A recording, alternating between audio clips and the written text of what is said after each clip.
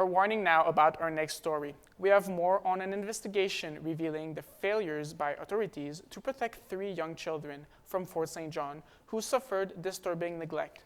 There are growing calls for an overhaul of our province's child system. CTV's Michelle Bernoro has the details.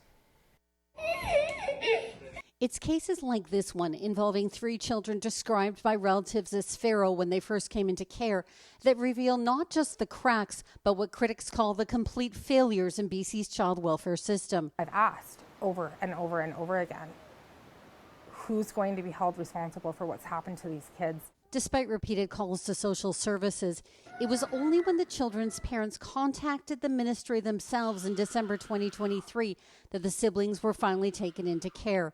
Relatives who can't be identified to protect the children say the kids were nonverbal, not potty trained, and eating their own feces after being severely neglected and locked in their rooms daily.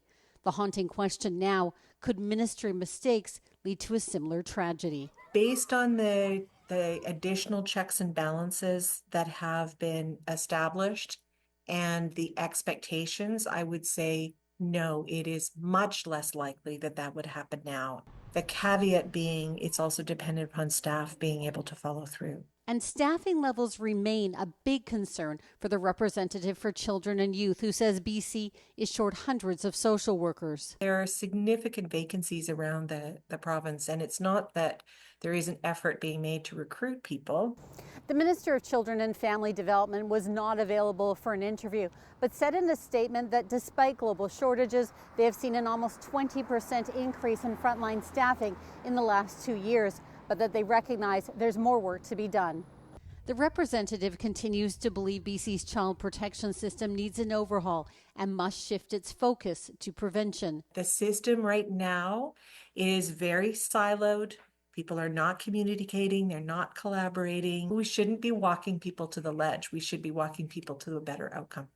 But she says there have been improvements. For example, in the case of these siblings, repeated calls to authorities were not looked at as a whole, but rather in isolation. Now, when there's more than one call within a certain period of time or multiple calls, then it's required to go up from the frontline worker to a team leader for further review. The minister agrees significant change is needed. We are working toward a renewed model of child well-being that focuses on prevention, care, and supporting families before they find themselves in crisis. Meanwhile, the guardian of these children was supported through the representative's office as she fought to get these kids support. But she says they still face lifelong damage from severe neglect.